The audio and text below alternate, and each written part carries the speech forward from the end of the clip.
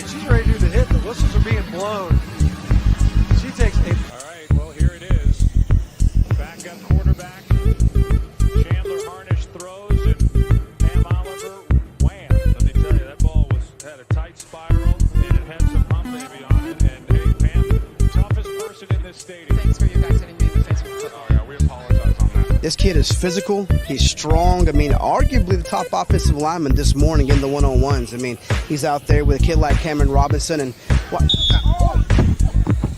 of a sudden there really have been questions about this defense, which is ranked 21st. Not having Benson is going to hurt. I had an interesting talk with offensive coordinator Tom.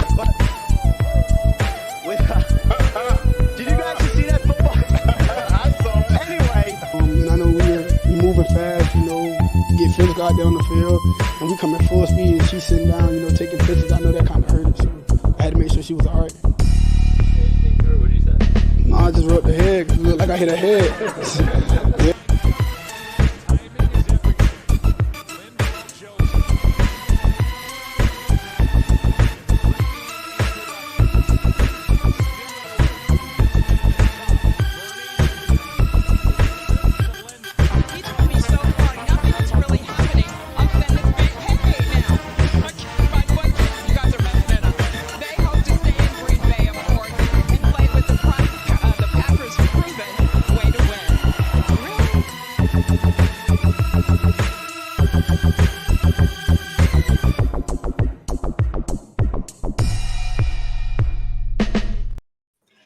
Oh, poor Pam Oliver. Yeah, she had some rough goes there. That was awesome. Pam Oliver might be my least favorite sideline personality in all of sports. I just find her just completely insufferable. And then at the end there, first of all, I love seeing her get a football off the side of the head. But then at the end there, she's like, this is my field to stand here and get my camera time. How dare you guys doing your thing that you're using the field for? How dare you get in the way of me and my camera time? Yeah. Who's the hot chick for ESPN these days? One. I don't know. I wish Mark was here. Mark knows her name. She was right there, right in front of us on the sideline when me and Mark and Tho and his brother went to the Georgia Mississippi State game. Literally right there, because we Susie Colbert. Who? No, I'm joking. I'm kidding. Because we were 5 rows in, so we were right on the sideline basically. And, Mark was like, "Oh, that's whatever her name is." And I was like, "Oh, that's cool. She's pretty hot." But I don't know. I didn't know who she was. I like Erin Andrews still. I had two of my friends tell me, "Oh, are you kidding me? What? No way. She's gross." Really? Oh yeah. That's that classic sideline hottie. Yeah. Remember when she had her people taking videos of her through her keyhole or something in her changing room? Nope, never seen it. That's like that. Naked photos on the internet? Disgusting. Where? Yeah. Where are they?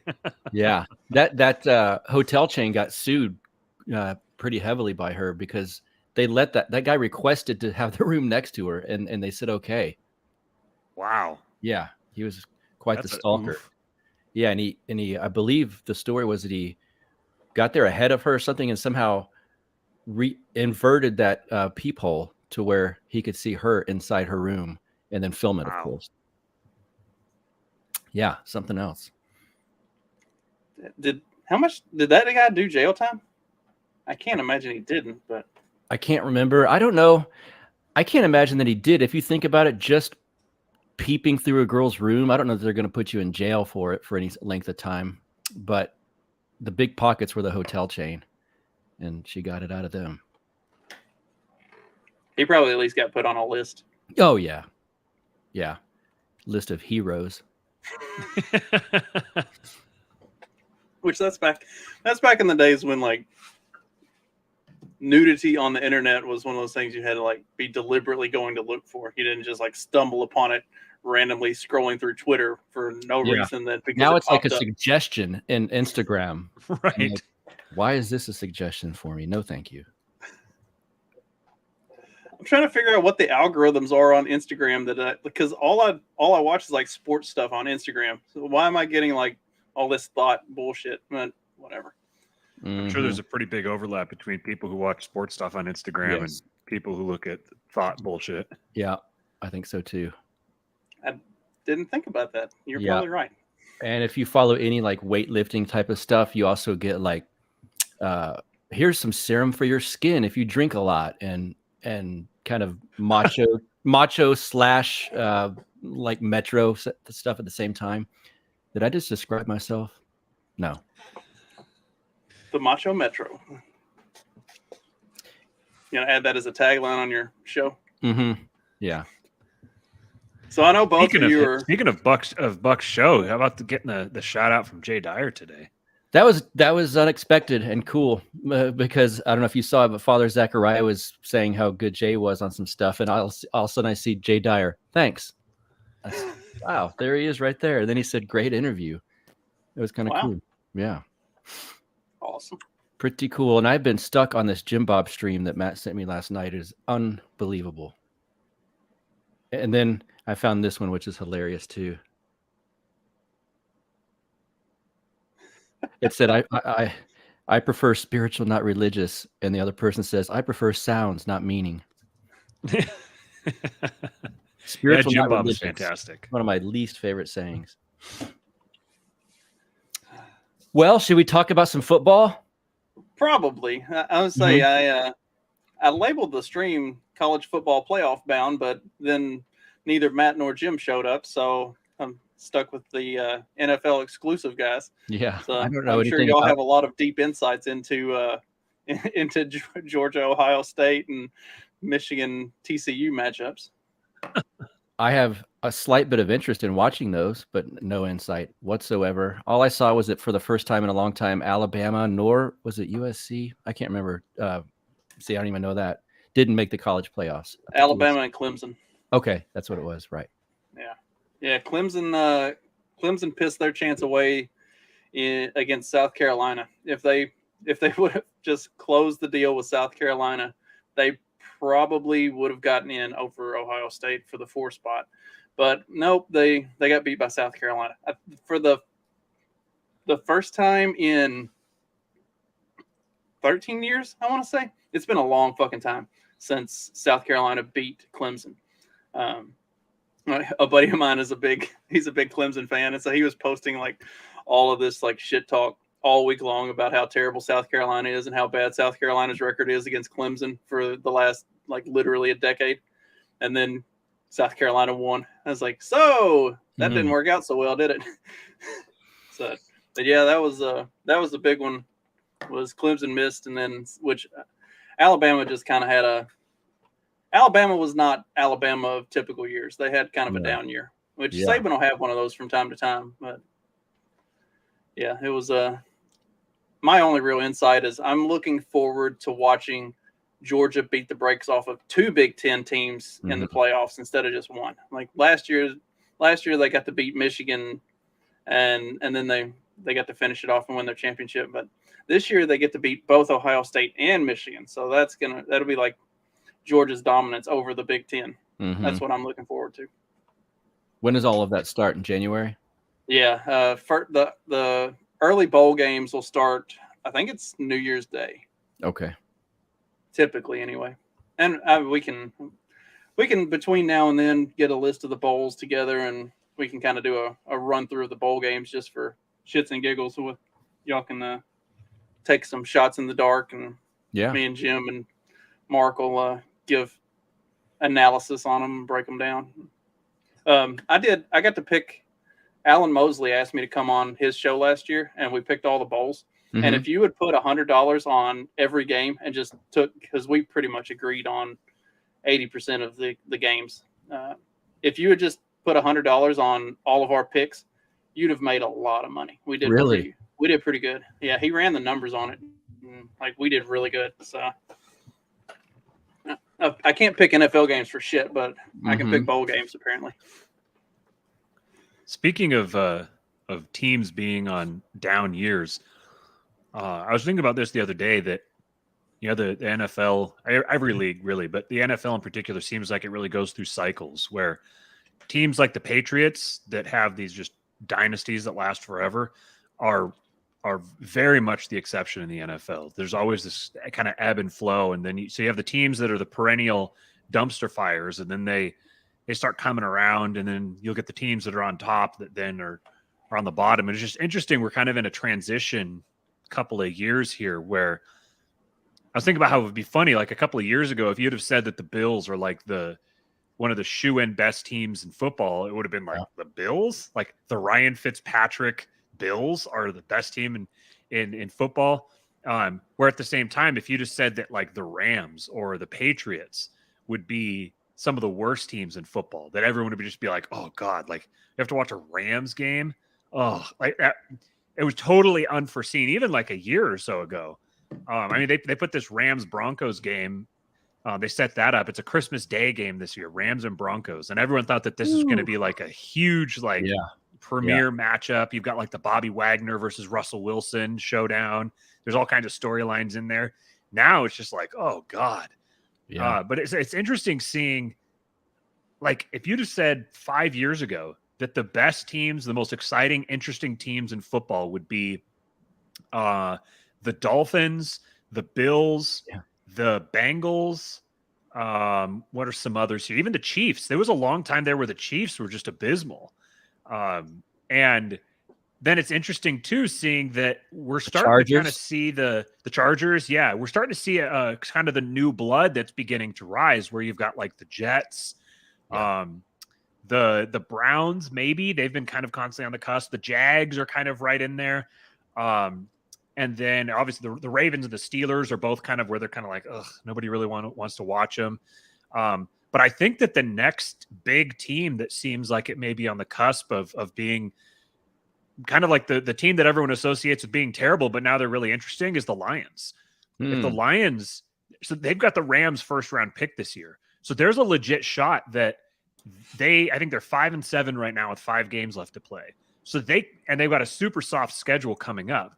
They could legitimately win out, make the playoffs, and then pick second overall. Wow. So then you could get this Lions team that are legitimately have one of the best offenses in football. Their defense over the last 5 or 6 games has been very good. They could pick second overall, draft CJ Stroud or Bryce Young, and then add a bunch of defensive players, maybe sign a defensive free agent or something like that, like a big pass rusher. And you could be talking about the Lions as a legitimate NFC juggernaut next year. How crazy is that to think about? Especially with the Bears still trying to figure out what they are, with the Packers clearly moving in the wrong direction. And like the Vikings, they've got a good record, but are they actually that good? Like Kirk Cousins, there were a lot of, I watched the Minnesota game this past weekend. There were a lot of throws that it just looked like Cousins just can't make an out. He can't hit an out route. Like, why can he not hit the guy that's breaking to the sideline?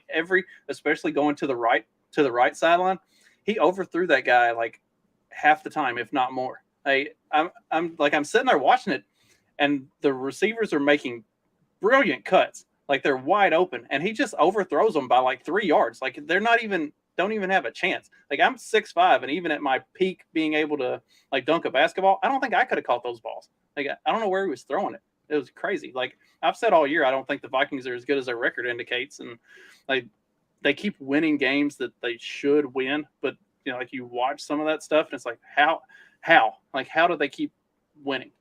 They're 10-2 with a plus 10 point differential. They're the lowest point differential 10-2 team of all time. The worst best team. Yeah. Yeah, they lost. I mean, the Giants started coming back down to earth after being that way for a while. Giants are 7-4-1 with a -7 point differential. But yeah, I definitely don't believe in the Vikings either. They're a 10-2 underdog to the 5-7 Lions. Are they really? Yeah. Lions have been hot. The money's come in heavy on the Lions too. I think the line opened up at, let's see, where are we here? So the Lions are laying 2.5 right now. I think the line opened up with like the Vikings by 2 or somewhere in that range, and it's gone heavy to the Lions. It's the highest total on the slate, 52.5. But I don't know if there's ever been a time where you had a 5-7 team that was favored against a 10-2 team, especially in like a divisional matchup. Is this at Lions? Yeah. Mm-hmm. Yeah. Nice. Let's go ahead and dig in or start digging into some matchups. Then we'll start with that one before we backtrack a little bit and hit Buck's big game of the week. Mm-hmm. Since we're already on it. Yeah. So Vikings Lions in Detroit. It's an early game. So I mean, at least that much favors Kirk Cousins. He does well in early games. Like the less pressure, the more likely he is to not be completely garbage. But even with that being said, what are they? Their points per game. They're only scoring 24 points per game at 10-2. That seems like a low point total for a team that's with that record.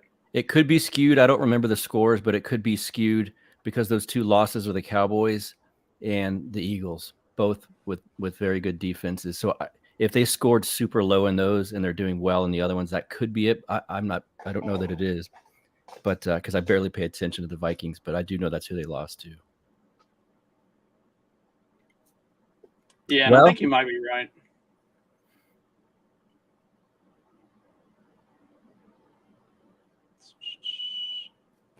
I'm going to take the Vikings because I know Matt's going to take Detroit.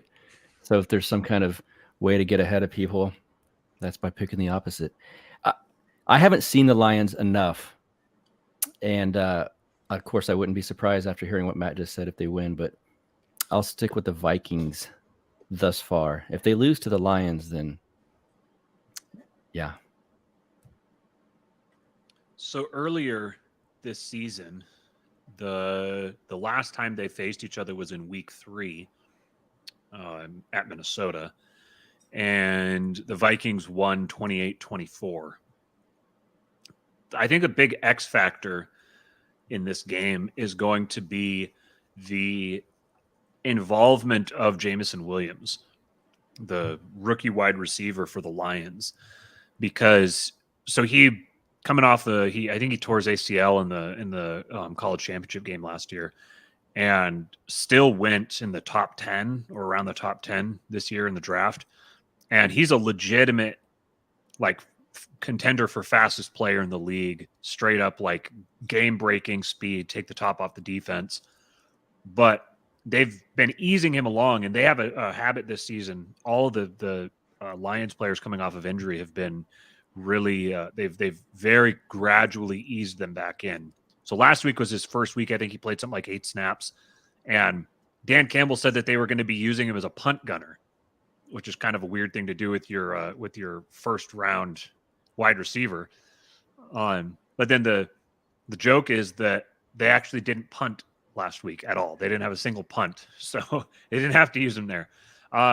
So it's possible that he comes out and plays 15 snaps and gets a couple targets and doesn't really do much.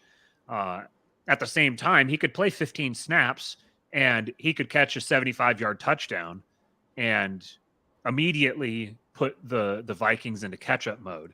And the last thing that you want to do is have Kirk Cousins playing in catch-up mode on the road. I think it's interesting looking at this from a DFS standpoint. Everybody is talking about this game. This is the big game that everyone's talking about. Everyone wants players from this team or from this game this week. And I actually think that there's a really good chance that this game plays down. Divisional game matchups are typically really hard fought, and they often will go under, especially the second game of the year, because they've already seen each other once and they kind of have answers for each other. I think that the Vikings defense isn't very good, but I think that some of the stuff they do schematically matches up well with, or matches up poorly for the Lions' perspective. So I think that they can actually harass Jared Goff a little bit in this game. I think there's a really good chance that this game goes to the under and doesn't blow up the slate like everyone is thinking it does. But in either case, I just think that the Lions' offensive star power is, that the Lions' offensive talent is better collectively than the Vikings, even with TJ Hawkinson and Justin Jefferson in there. So the Lions offensive line is just probably the best in the league. And so I think that they're going to be able to score. And I think that Kirk Cousins is just, he's peaked as a NFL player. I don't think that there's any more that he can really do. And he just does not show up in games like this. Now watch him, throw for like 350 and 4 touchdowns. But yeah, so I'm going to take the Lions, and I'm going to say that this game goes pretty well under the total. I'm predicting something like a 20-16 win or something like that for the Lions. And I'll say that the Lions win and cover. They're favored by 2.5 right now at that spread. I'll say the Lions win and cover. The only thing that gives me pause on the Lions is after talking about Kirk Cousins and how bad Cousins is I've also watched a couple games of Jared Goff, and he might be worse. so like that's like, as much as I think that is a very impressive offense that Detroit is kind of putting together. Goff is one of those guys that, like, while Cousins is going to miss some easy throws throughout the game, when it comes down to crunch time, he's probably not going to do anything to cost your team the game. Whereas Goff 100% is the guy that if it's tight, he will cost your team the game. So and I think this game is going to be tight. Like, like you said, the matchup earlier in the season went like 28-24. I think this one is probably going to be somewhere in that ballpark, and it's probably going to be tight, like field goal or at the very minimum, like less than a touchdown. And I just don't trust Jared Goff with the football in his hand. So I'm probably going to lean Vikings on this, just like if I had to pick between the two quarterbacks, because usually that's what it comes down to. I probably trust Cousins more than I do Goff. Here's a crazy stat for you. I just realized, and we can get on the next game. The Vikings have played 3 games this season that ended in something other than a 1-score game. There was the first game of the year at home against the Packers. They won 23-7. Second game of the year on the road against the Eagles, they lost 24-7. And then 3 weeks ago against the Cowboys, they lost 40-3. Every other game this season has ended as a 1-possession game. People were talking about this about the Seahawks recently, because the Seahawks have been a team that routinely wins a lot of 1-possession games, and the analytics geeks have done some pretty deep dives on this and found that there's basically nothing predictive about teams winning 1-possession games. It's almost entirely variance. So if you get a team that wins a lot of 1-possession games one season, they very often are very bad in 1-possession games the next season. It just is kind of a luck of the draw kind of thing. So basically, you've got to credit the team, because they've been gutting out wins. They've been doing what they need to do to score as many points as they need to actually win, and their defense has been doing just enough. And I like Kevin O'Connell. I think they're another one that we haven't really associated the Vikings with being juggernauts for quite a while, but I think that once they can somehow get past Kirk Cousins, I think that they can really open up the ceiling possibility on the team, and they become very interesting. But yeah, anyways, I just thought that 1 possession. I'm just looking at all the games here. Every single thing there's been a couple that are like 8-point wins. So, technically 1 possession, but yeah. Anyways, go on to the next game. So for the next game, we'll go to Bucks game. The Thursday night matchup, we've got the Raiders and the Rams. Rams, that's right. Golly, I was just looking at it, and man, what do you think, Buck? Kick us off with some in-depth analysis. What's it like going into a Raiders game feeling confident? It's a difference. It hasn't happened since week 1. So even though I did pick us last week, but I wasn't super confident. But this week, they're without Stafford, without Cooper Kupp, without Aaron Donald. Who else? There was someone else missing too, and I can't remember. Allen Robinson. But yeah, is he missing too? Yep. Okay. I think Tyler Higbee might be out as well. There's some threat looming, like it's scary that they might start Baker Mayfield. They already said that he's out. He's out. Okay. Yeah. I didn't care either way, to be quite honest. Yeah. What's the guy's name that they are starting? Is it Hundley or something like that? I know that the guy they've been starting the last couple of games is Wolford, John Wolford. Okay. Wolford. They also have a Bryce Perkins, I think is his name, but I think Wolford will probably be starting still. The quarterbacks, the ones that aren't well known, if I don't follow these teams, I don't know them well. Our next games are at the Rams, which that's a home game for us. The Patriots, I know who that is, of course, Mac Jones. The Steelers, the Niners, don't know who that's going to be. And then the Chiefs, who could be sitting. I don't know by the end of the story what they'll be doing, at the end of the season. So interesting lineup that we have, speaking of being able to possibly run the table.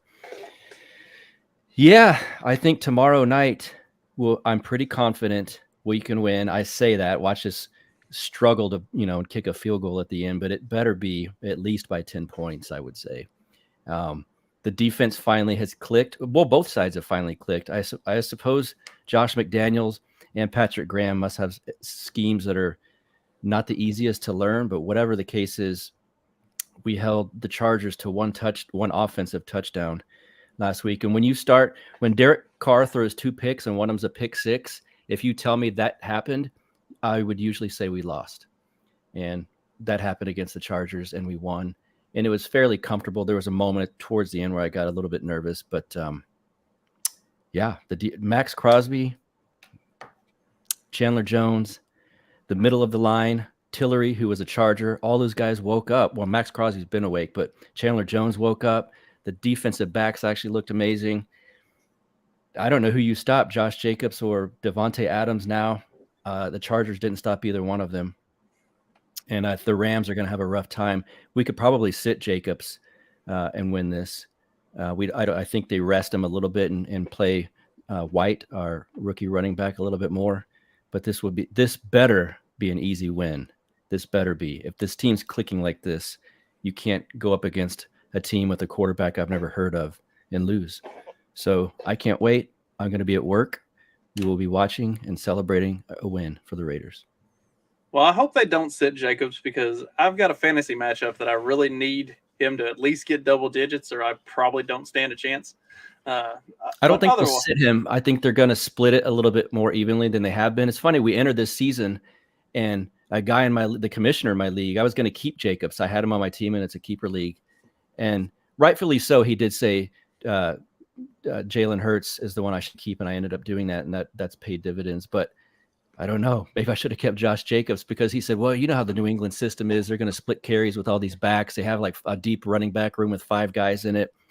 And I said, yeah, that's probably right. And now it's Josh Jacobs and barely anyone else. But he's got a hurt calf, and he's struggled with it. Well, I say he struggled. He was supposed to have struggled with it going into the last 2 games. Clearly he didn't. But I think knowing that he's got that on a short turnaround, they might put in Zamir White a little bit more than they have been. And every time he hits the field, he looks great. So I suspect having 10 days off after this, they might split carries more. And then still this game will not be Hunter Renfrow and no Darren Waller yet. So we'll have 10 days to get those guys back and then play the Patriots at home, which should be quite a matchup too. Well, I do think I saw the Rams are like one of the most injured teams in the league right now. So that definitely plays in. But having coached basketball and baseball for a few years, like you go into those games where you think, okay, this is going to be one of those, like, we're going to get to rest some of the starters and should be, a cake game. Those always end up being like the most difficult, like, what the fuck is going on kind of games. So, but even with that being said, I still think the Raiders probably win pretty easily. Like I think it should be at least a touchdown game. Mm-hmm. I was listening to some guys today, and apparently their thought was that the Rams have the worst O-line in the league. And if that's the case, that's going to be tough for them, especially with a quarterback, like I said, I've never heard of. Max Crosby's going to have a good game. This is funny. I'm looking at the DVOA here for the defensive DVOA, and it's for the whole season. So it's not. I'd have to pay to get access to the stuff to break it down, see more recent trends. But on the season, the Raiders have the next to last defense, 31st overall. That's driven primarily by the pass defense. Yeah. Is 30th, and then run defense is 21st. Run defense is bad, but not terrible. The pass defense is abysmal. But they also have two other metrics here. They have variance and schedule. So variance is basically like how consistent are the performances by the team. The Raiders are number 1 in variance, meaning that they're the most consistent. Their schedule is number 32, meaning they've faced the easiest schedule. So they've faced the easiest defensive schedule in the league. They're the next worst team, and they're the most consistent in that their being worse performance. Yeah. I thought that was funny. But see no, what Derek Carr has to work with. right. He's never had a defense that was above the top, above 20, or better than 20th. He's like the anti-Russell Wilson. But yeah, in either case, I think that the Raiders are just gonna pile drive the Rams. I think that this Rams team has given up. They showed up last week for the game against the Seahawks because it was a game against the Seahawks. The Rams always get up for games against the Seahawks, and the Seahawks rarely get up for games against the Rams, even when the Rams were terrible. And like in the Jeff Fisher era, like Rams were consistently 7-8 wins, always just mediocre. And the Seahawks were one of the best teams in the league. Every single game against the Rams would be like decided by a fake punt, and it would be like a 16-13 game. It was the most aggravating thing ever. So the performance by the Rams last week, I think, doesn't they still lost. I don't think that is really predictive for this week. It looks like the team has essentially given up. It's not just for this year. They're like, there's a very good chance that Sean McVay, Aaron Donald, Matt Stafford, and maybe multiple other starters will straight up retire in the offseason. Yeah. And they have no draft picks. Their salary cap has been completely maxed out. They're like, all of their stars are aging and or injured. They have nowhere to go to replenish that. Jalen Ramsey, I was listening to someone reading off Jalen Ramsey's stats this year. He's like anywhere from 94th to 120th in cornerback performance this season. He's just terrible. And it's because the entire defense is just terrible. So they've essentially packed it in. They have nothing to play for except maybe their pride. But on the flip side, the Raiders have everything to play for. And so them, even though it's going to be on the road, even Rams games on the road, or even Rams home games are very rarely Rams home games. It's going to be in LA, so that means the majority of the crowd is going to be Raiders fans. Yeah. So yeah, I think that this is just going to be an absolute shit kicking. It's going to be fun. Mm-hmm. And so if you play any DFS, here's an interesting little strategy I was thinking about today. If you play a showdown slate, so just one game, just showdown. So you have 6 roster spots, and the top is your captain slot. So he gets 1.5 times the points, but his salary is 1.5 times the salary. One way you could go about this is you could just take Adams and Jacobs. Yeah. And do however many lineups you do. If you do 6 lineups, if you do 150 lineups, however many lineups you do, 50% of them Adams captain, 50% of them Jacobs captain. Nobody's going to, like, very few people are going to have that high captain ownership across their lineups. And I see very few routes where one of the two of them is not the highest scoring player in this game. So just split your captain ownership up between the two guys, fill the rest out with, whoever you need. I mean, maybe you play like the Rams defense or something, because maybe Carr will turn the ball over a couple times, or maybe you get a punt return touchdown or something like that. But it seems like there's some interesting routes to make some money on this game tomorrow as well, even if it's not going to be a close game. So I'm definitely looking forward to it. 31-13. Yeah, that sounds right. Well, speaking of defenses, one of my fantasy strategies this season has been whoever's playing against the Texans. Texans, yeah, same. Take that defense. Yeah. That paid off huge last week. Same. I had Cleveland. Yeah. I picked up Cleveland just at the last minute, and it's like, yeah, this is probably going to pay off well. And Yes. man, did it. So Yeah. this week, Dallas is playing against Houston. How long is it going to take us to break this game down? It's what game? Right. There's the breakdown. I feel like every week I keep asking, does Lovie Smith still have a job? And somehow he does, but man, that's can't last too much longer, right? It's funny how they were like, they had, what's his name? I just blanked on his name. The quarterback. Davis Mills. Davis Mills has a long neck. Yeah. It was just like, oh, this guy's just so bad. We just can't keep running this guy out there to do nothing. Yeah. We're going to switch over to Kyle Allen. After 2 games of Kyle Allen, they're like, oh, get us some Davis Mills back in the building. Yeah. My fantasy thoughts on this game are that if you're desperate for a running back and you're playing a playoff game or something like that, go add Malik Davis. He's the 3rd string running back for the Cowboys. He came in and got like 8 or 10 carries against the Colts and looked great. He looked fine. The Texans have the worst run defense in football by a fairly actually they've come back up again. They were by a fairly wide margin. Now it's the Packers by a country mile. Good grief. Houston's run defense is terrible, and their pass defense actually isn't half bad. They've contained some of the passing games fairly well, in large part just because you can run at will against them.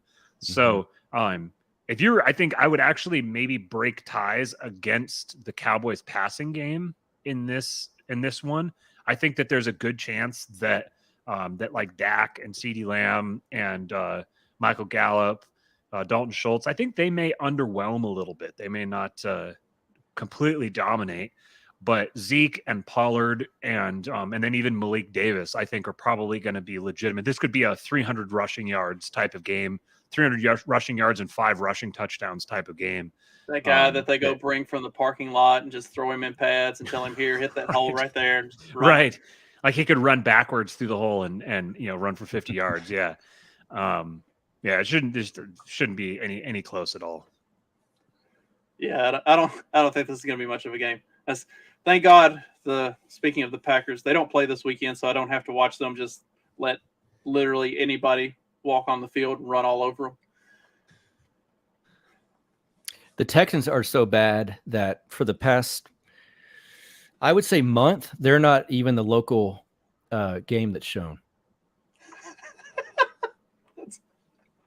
That's got to be embarrassing.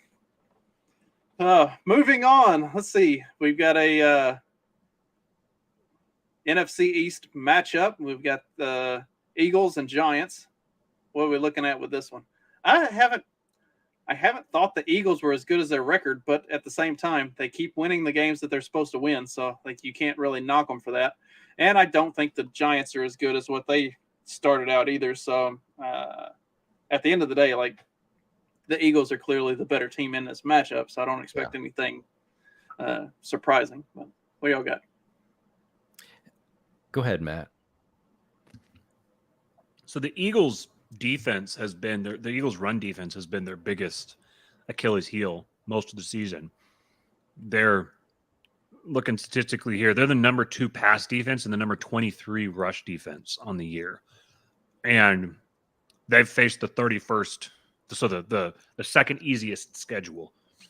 However, a large part of that has been because they didn't have Jordan Davis, their rookie defensive tackle, who is just an absolute black hole run stuffer. He just absorbs offensive linemen and running backs. And they got him back last week. He only played a few snaps last week, but they're working him back in.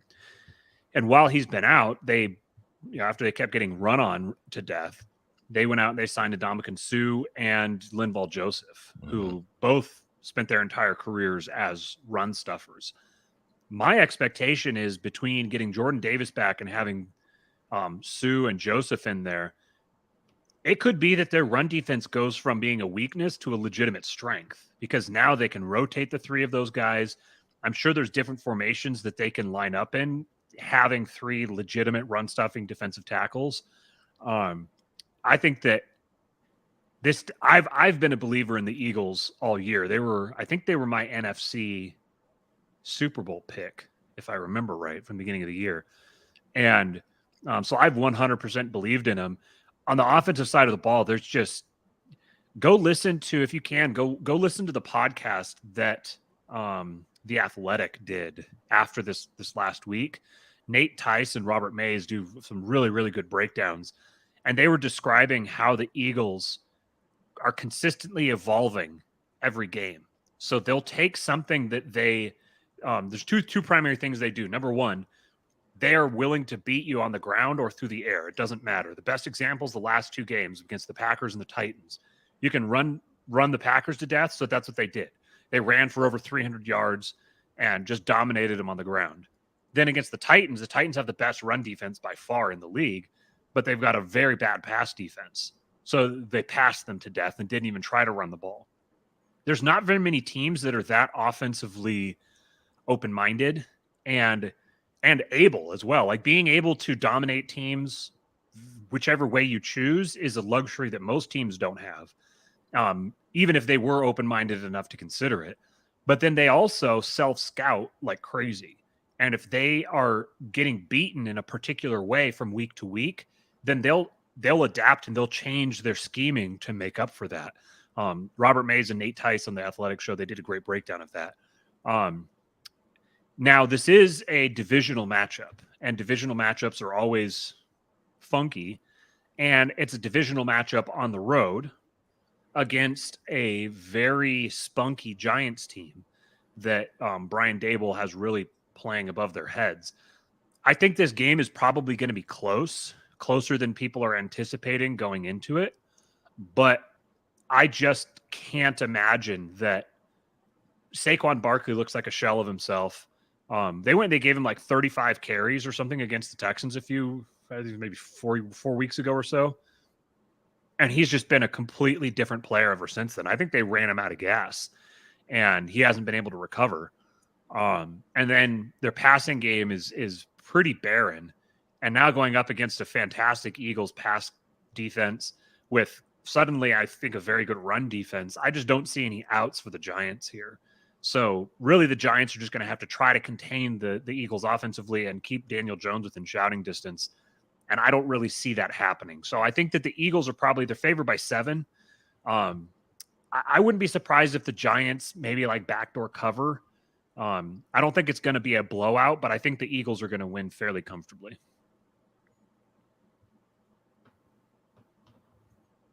Yeah, I don't have anything to disagree with on that. I think it could be a close game, but I don't think there's any chance that the Eagles don't win. Got anything, Buck? Oh yeah, I'm sitting here thinking about it the whole time. I thought I picked it. Yeah, the Eagles. I have a man crush on Jalen Hurts. He's now like I mentioned this before. The guy I work with is a big Redskins fan, and he said when it's the NFC East, it's always going to be closer than you think it's going to be, and when it's an NFC East team playing an outside of that division team, they're going to surprise you at times as well.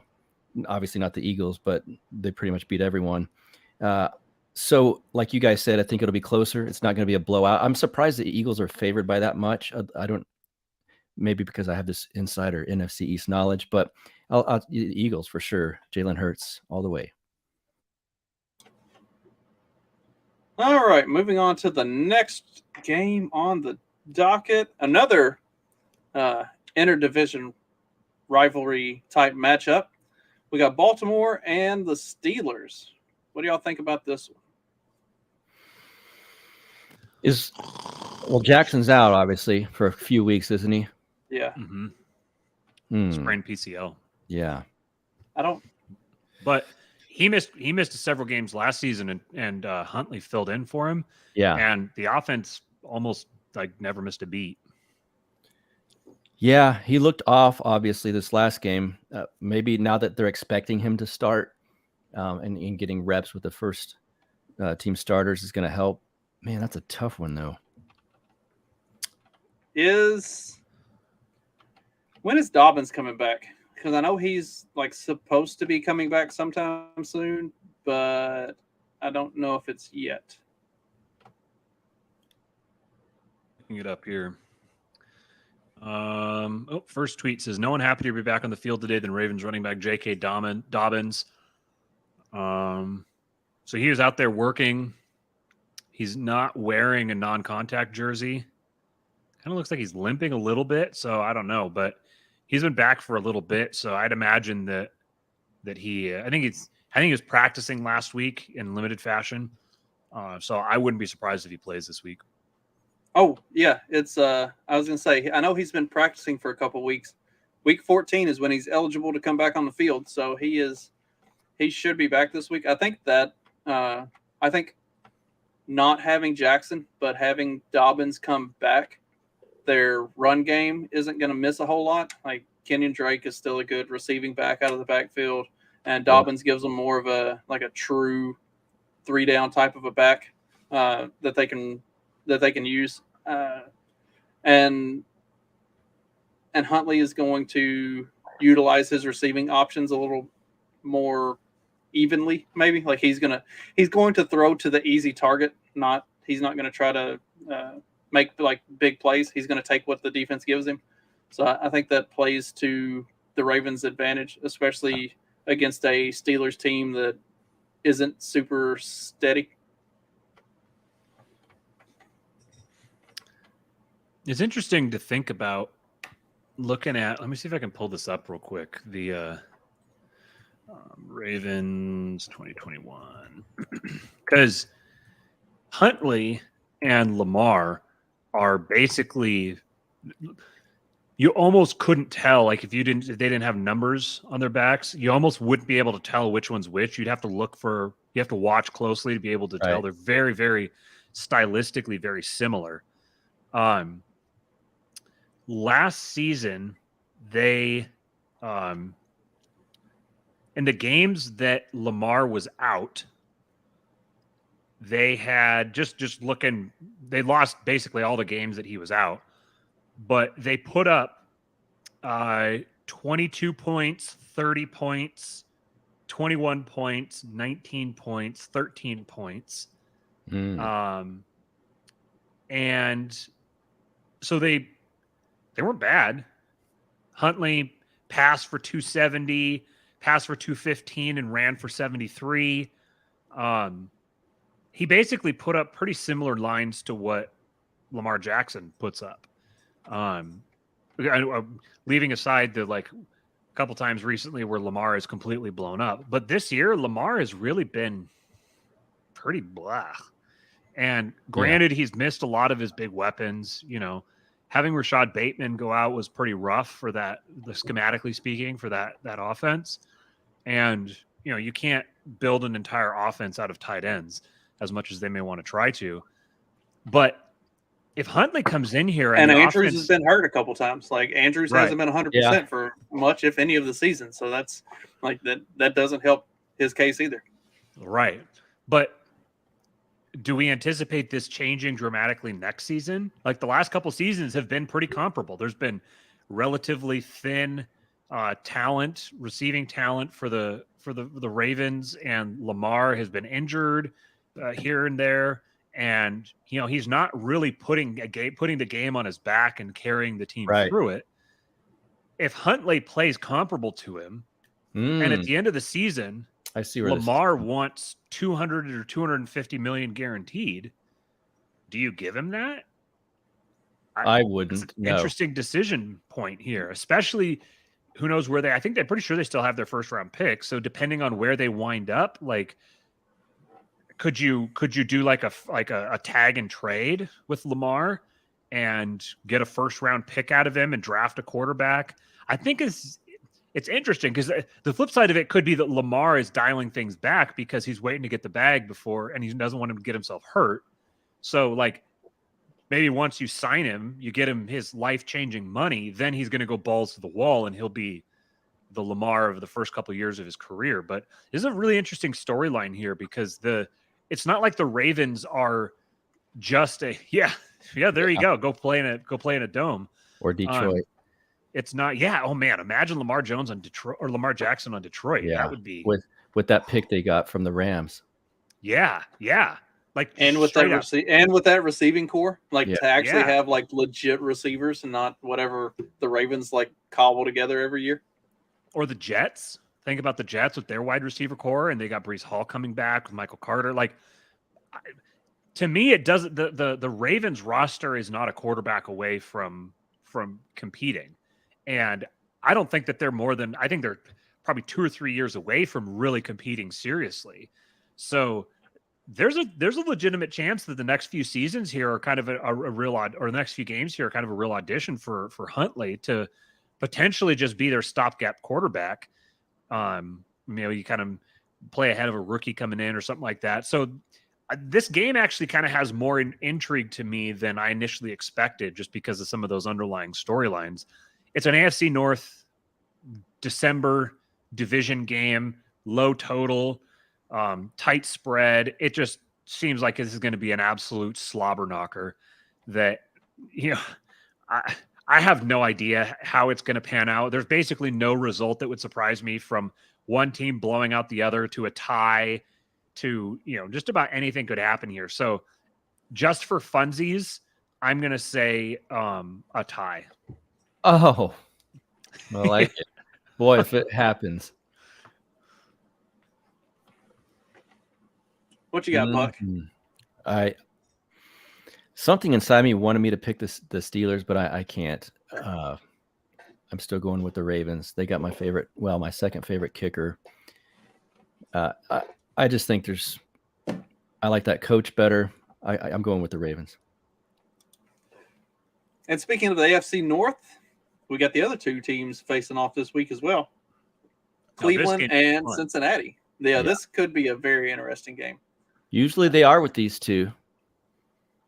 Joe Burrow has never beat the Browns. Wow. And Patrick Mahomes has never beat Joe Burrow. Mm-hmm. Interesting. So by the transitive property, the Browns own Patrick Mahomes. There you go. We'll go with that. I'll go first. Yeah, go first, because I didn't get to watch Cleveland last week, so I'm not sure how to break down Watson. In the that same Athletic podcast that I mentioned, they spend quite a while talking about the Bengals as well, and from a pretty deep schematic standpoint, talking about the way that they use tendency breakers on offense, where they self scout, they know their own tendencies, so they know what other people are expecting, so they will show the same looks and then run different plays out of them. And their conclusion, what they came away from, was that this team is similar to last season, where they started out slow but then came on strong and obviously went all the way to the Super Bowl. But they said that this team is already better than that team was at this time in the season. And really, they're just picking up steam. I think even if Joe Mixon is back, I think that Samaje Perine has proven that he's shown enough to warrant at least a split backfield between the two of them, and maybe even kind of like a Zeke Pollard kind of thing, where Zeke gets the bulk of the work, the goal line work, and then Pollard is more kind of a specialty play that gets sprinkled in, maybe a 60-40 kind of split in favor of Perine. But I mean, this has all the indicators of just a major shootout, in my opinion. I think that Watson I think people are probably going to overreact to his performance last week, because the guy's, it'd been 700 days since he played. And you would expect that there would be some rust coming back in. And that's kind of how it played to me. I only watched the highlights. I didn't sit down and watch the whole game. Just watched the extended highlights. It was and it just kind of seemed like he was trying to get caught up to the game again. Like the game speed was going to take him a little bit to get settled back in. But there's a tremendous amount of talent on the Browns side of the ball, and it's a divisional matchup, so they're going to play up for it. So I think I'm going to pick the Bengals. I don't think that the Browns are going to win this one. I think you're going to see Joey B get his first win against the Browns. but I think it's going to be a tight game. Like a win by a field goal, 33-30 sort of a game. That should be a lot of fun. This may wind up. I think this is going to be the game of the day. Everyone's talking about the Vikings and the Lions. I think this is probably going to be the game of the day.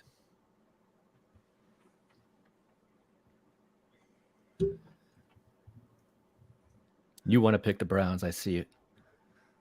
I kind of do, because I've been on this, like, the Bengals are going to hit that, Super Bowl loser slump at some point, but they keep winning in spite of me continuing to pick against them. So I really want to pick the Browns because, like, I guess if you're going to have a warm-up game, like for Deshaun Watson, the Texans is the perfect game to have that warm-up game, because you can be as bad and as rusty as you need to be to start getting your feet back under you, and you don't really have to worry about, like, there's no pressure that you're going to lose that game. So you can come out and you can look sloppy because you don't have to worry about, like, I'm going to cost us the game. I can work my way back in at my own pace and, be as sloppy and ugly with this as I need to figure out where I am as a player. So that, I think, with a game under his belt and then a full week of, like, or another week with the number ones, I think that goes a long way towards moving him in the right direction. Plus, as a team, like for Cincinnati, they are a very well coached team, but you don't have a lot of tape on Deshaun Watson with this Cleveland team. Like, you can go based off of Deshaun Watson with the Texans from a couple of years ago, but what does that really tell you? And you can go based on Deshaun Watson from last week against the Texans, but again, what does that really tell you? Like, you don't have a lot of tape to give you anything meaningful to game plan around. So I think that helps. I think that helps give Cleveland's offense a leg up on a very good Cincinnati defense. And in a matchup like that, anytime you can get a leg up on a good defense, that's going to play to your advantage. And in-game adjustments will probably be the name of this game, but I think it favors the Browns. So I'm going to lean that way. I picked the Bengals, and that's interesting. I want to say it's going to be a close game, but it's so recency bias when you have Joe Burrow beating the Chiefs and Deshaun Watson without special teams and defense doing really nothing against the Texans. That is recency bias, and I do get that. But I still think it's I want to say it's not going to be close. I'll say Bengals by 13. One other thing I thought with regard to Deshaun is that I'd imagine over the last couple of years, everything that's happened hasn't been easy on him psychologically. Right. And you can debate his own guilt or whatever all you want. Personally, I think he's kind of gotten a raw deal. But they use lotion. I just lobbed that one right up there for you, didn't I? But they had the whole thing like, oh, all his victims are going to be in the stands watching him and all that. Like, I would imagine that he wasn't entirely focused on the football game coming That's back. fair. Like, that stuff's going to play in the back of his head. Right. And I don't put a whole lot of stake in or a whole lot of stock in the revenge or like people are talking about TJ Hawkinson, like, oh, he's going back to Detroit, so he's gonna blow up this week. You had AJ Brown who blew up last week, but I don't think that's because AJ Brown is like super stoked that I'm gonna go play against the team that left. I think they're probably excited, they're probably amped up, but I don't think it's gonna make a huge difference on the way they perform. But in Watson's case, I can see, given the events of the past couple of years, that going back to Houston would actually have him kind of like, I want to get in and get out and just put this all behind me. Yeah. And then couple that with the rust and everything. I find it hard to believe that he's legitimately forgotten how to play. Right. That's fair. The same. I mean, we watch Russ just forget how to play all of a sudden. Yeah. Right. But But yeah, and I think that Watson's probably going to struggle in this game. I think he's probably going to turn the ball over quite a few times.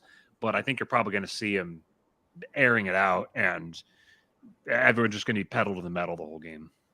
I hope so. Speaking of pedal to the metal, Oh my Buffalo gosh. and the Jets. Yeah.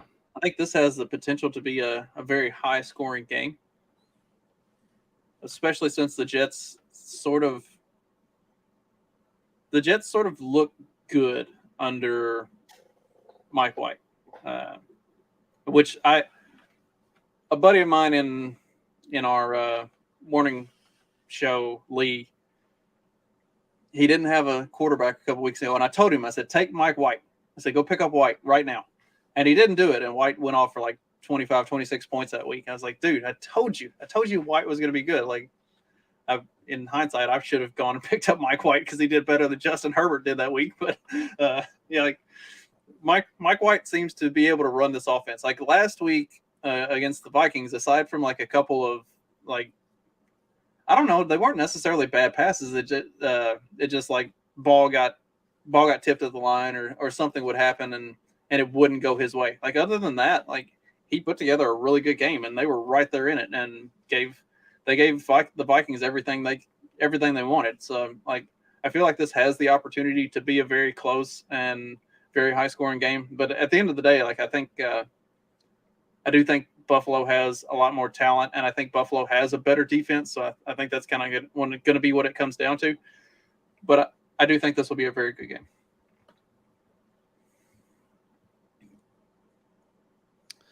Yeah, the line here is or not the line, but the spread is. I don't see this at all. They've got the Bills by 9.5. Oh, and this will be a one-score game easily, I think. Yeah. I mean, I'm half tempted to take the Jets outright, but I definitely think it's going to be a close game, and it's going to be another one of these that's just an absolute knockdown, drag out, like just a slobber knocker of a game. Both of these teams pride themselves in playing brutally good, rough defense. Both of them have a ton of talent on defense, and then neither one of them really has a running game to speak of. I mean, I guess this Zonovan Knight guy has been Zonovan Knight, whatever his name is. I guess he's been pretty impressive lately. But the Bills have kind of done the same thing with Singletary. James like whenever, Cook. well, yeah, Oh, yeah. both of them. Like anytime if they need like a first down and just to move the ball, they seem to be able to do it. Like they can't do it consistently throughout the game, but at the important times when they need to, the O-line kind of buckles down and they push the pile and they pick up the yards they need to. So yeah, neither team is super impressive running the ball, but they both seem to be effective whenever necessary. I believe Josh Allen's the leading rusher. Yes, I think that's right. I think he really is. Mm-hmm. Looking at him from a statistical standpoint here, you got Buffalo, who are the number 4 offense, number 4 defense, and number 3 special teams. There's a reason that they are the number 1 overall team by DVOA. The Jets are number 9. 19th offense, 5th defense, 14th special teams. So special teams and offense are quite a bit further down. Defense is comparable. And then the Jets have really embodied the personality of their head coach. Robert Saleh he's a great leader of men. And so they play up big time. Like they play over their heads. Even in where you think they'd be outmatched, they're still very competitive. I think that in this case here, I think that the Bills have a lot more to lose by losing than the Jets have to gain by winning.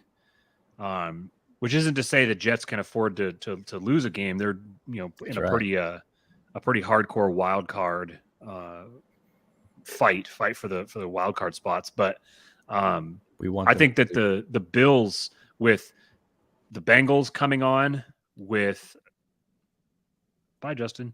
What the heck, Justin?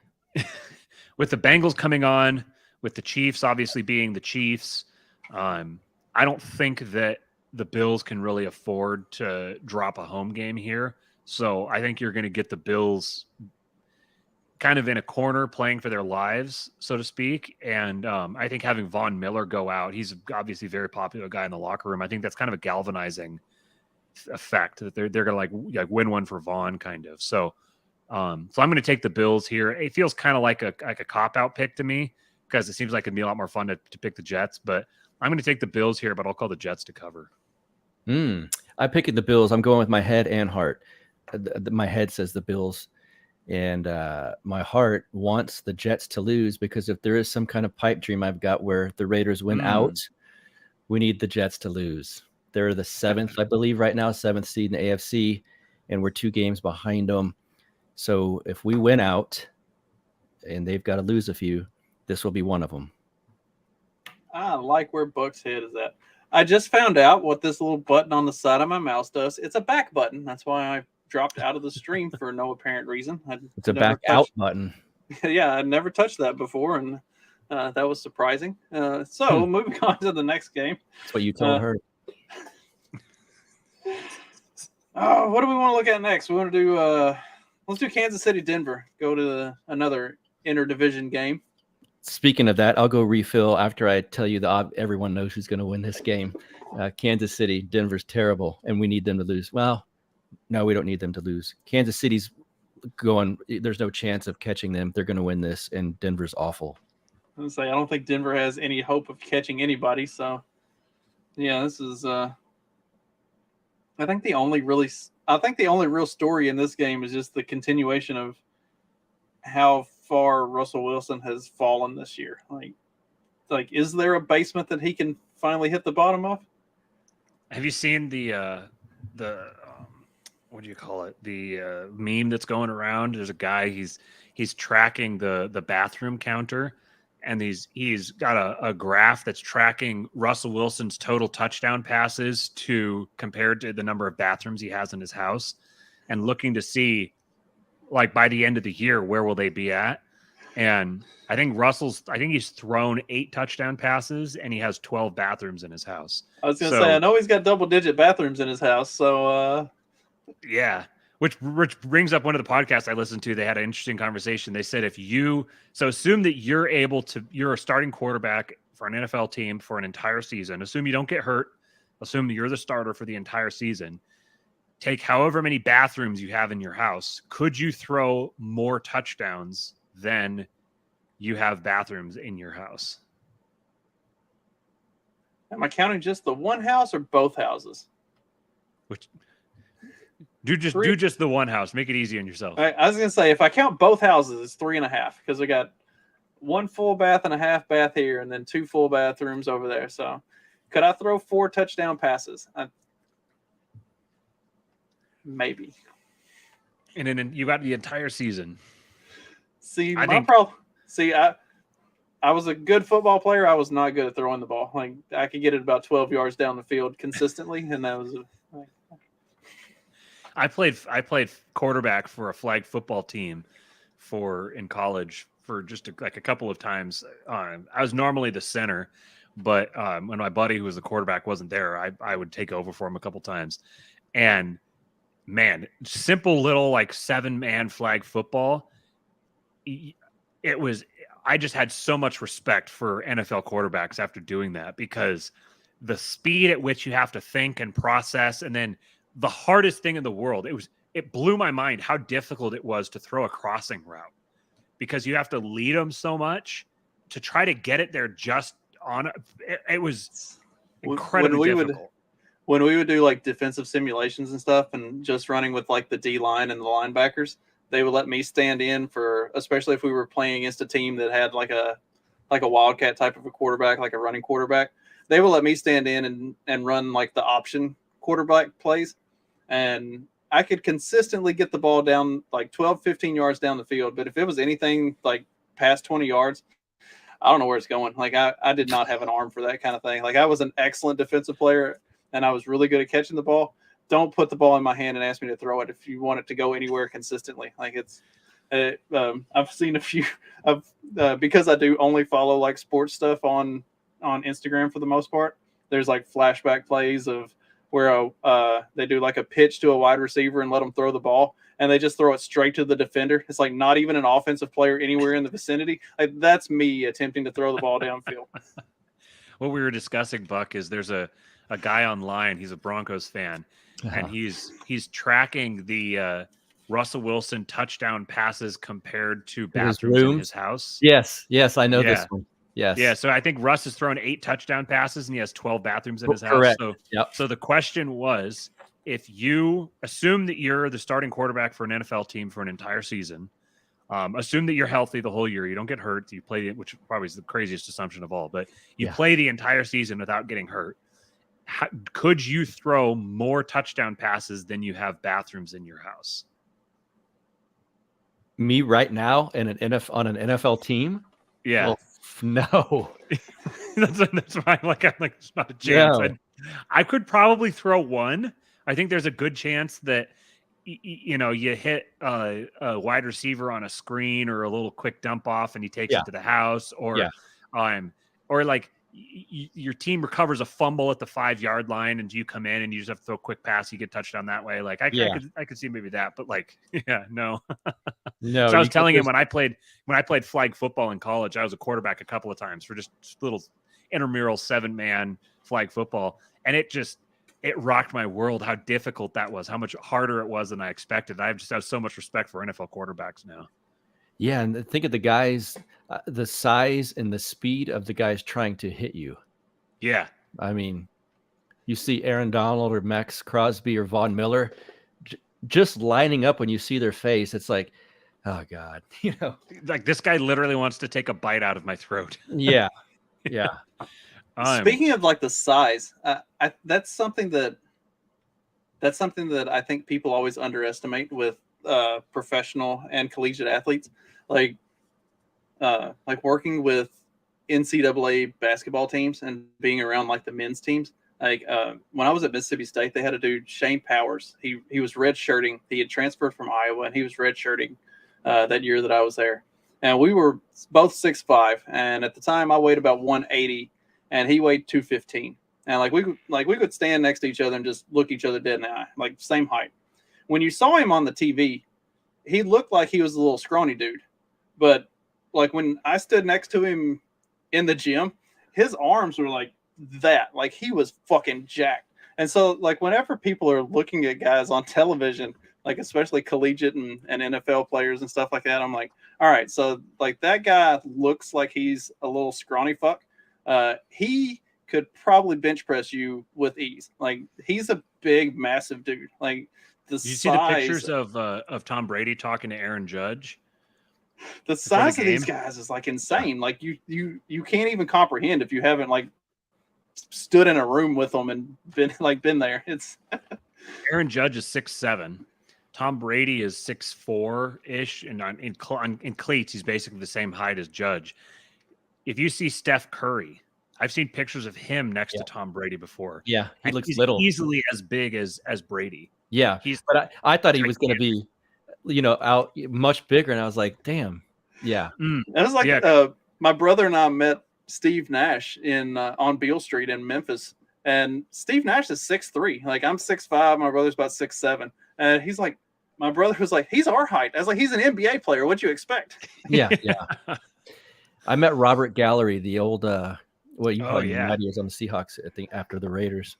He was at the Continental Club, a bar in Austin, and I was walking out the door, and I saw him as I walked out, standing on the side at the bar, and I walked out, and I was like, that was Robert Gallery. What the fuck? And I went back in. He was like, it's like a different breed of human being. Like his hand was bigger than my head. It was something else. Just the size of the specimen that they are. It's crazy.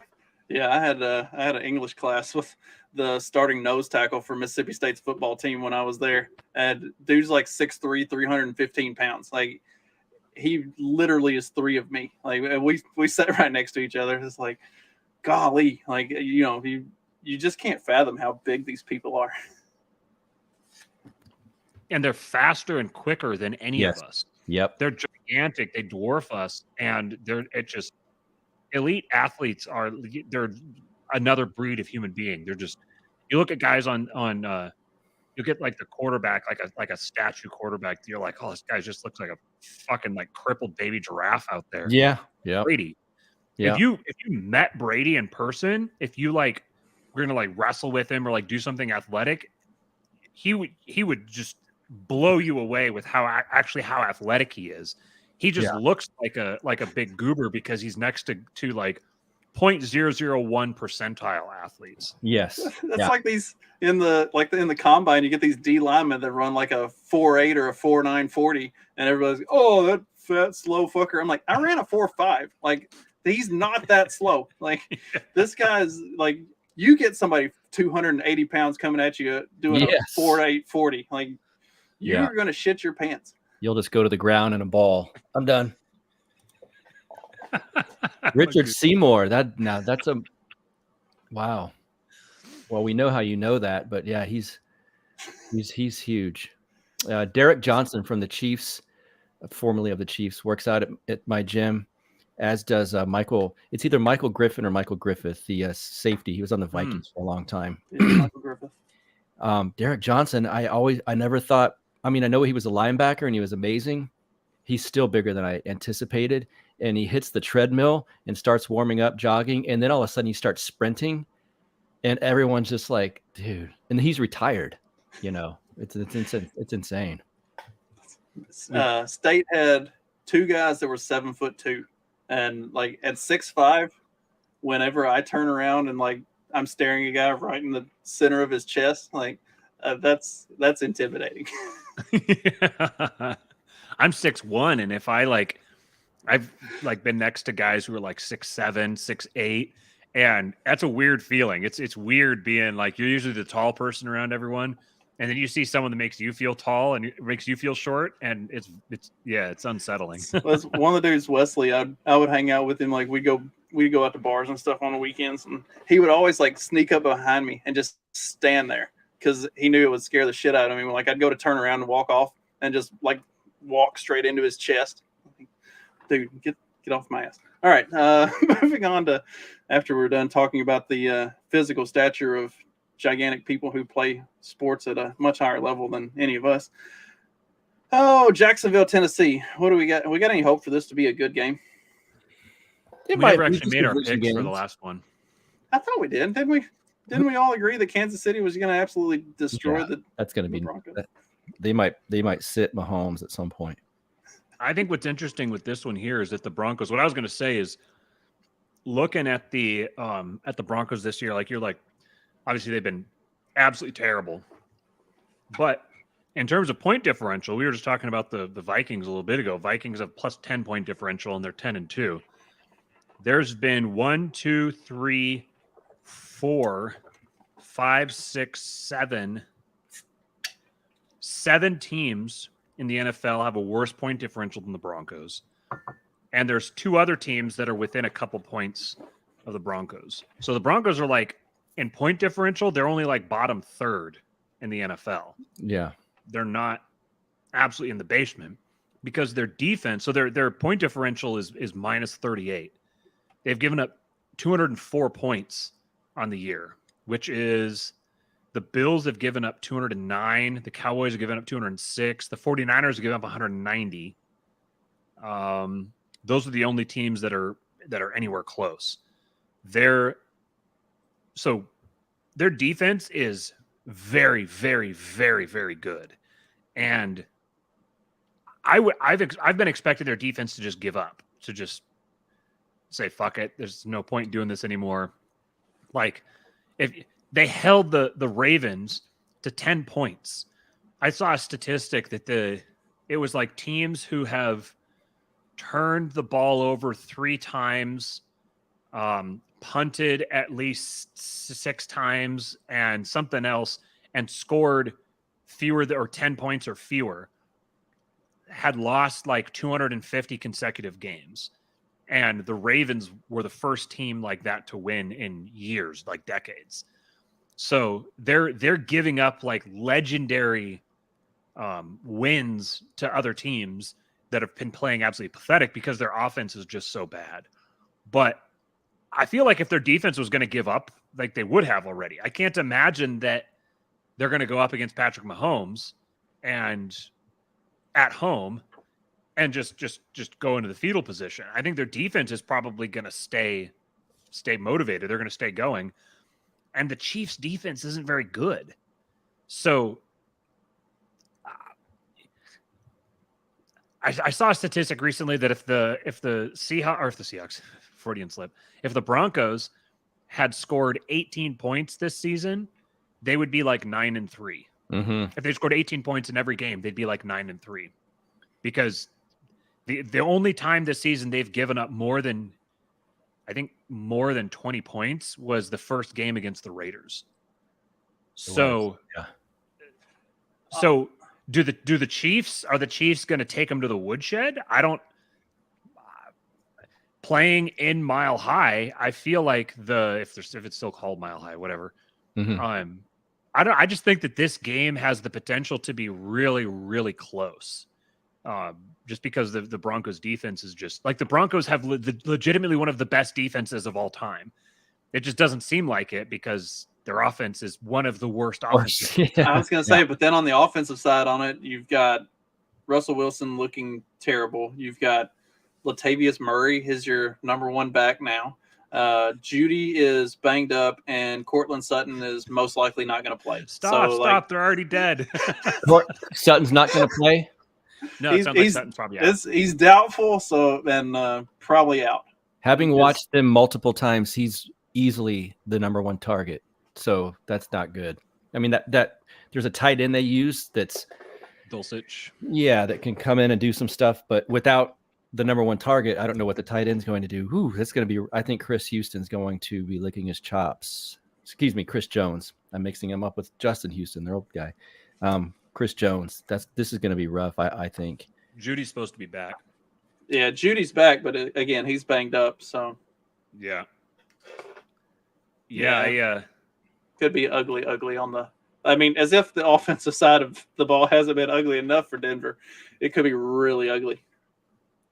I hate that the fans there, whenever the opposing team makes an incompletion, that doesn't make really sense. That makes sense to say makes an incompletion, but has an incompletion. They say incomplete. I don't know if y'all have heard the fans chant this. It's fucking retarded. But they started doing it. Go.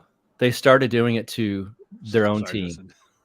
Really? Yeah. And so I hope they keep doing that. I love to see them do it because, they did it to us when we played there, and it's like, yeah, okay, say incomplete this time. Your quarterback has a lot more of them than mine, so start saying it to him, and they have, which is funny. I'm gonna.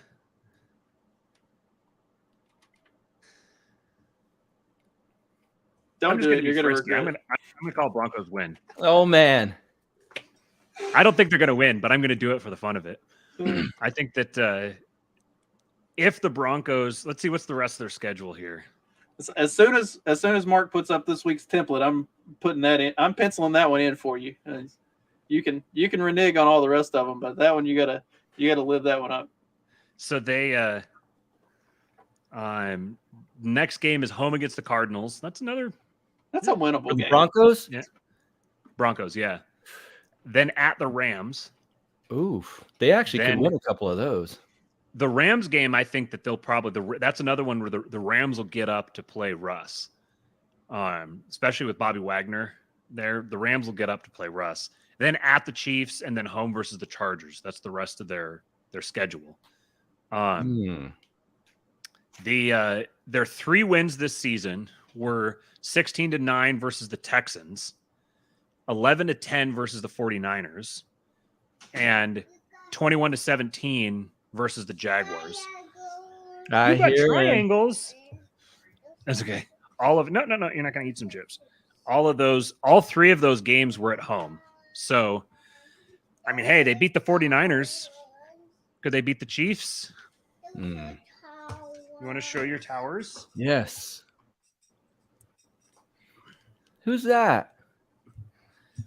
Who do you see? Hey, buddy. Hey, you gotta stand Yeah. up, buddy. Uncle Stand Buck. yourself up. Uncle Buck. Hi, Let me make it Eastwood. bigger so you can see better. Is that a triangle? What's this? Triangle? Boat. Triangle. It's like a boat. Or a boat? I just realized you can't hear you guys because I got my headphones in. Oh. I don't know how to make Like it come out.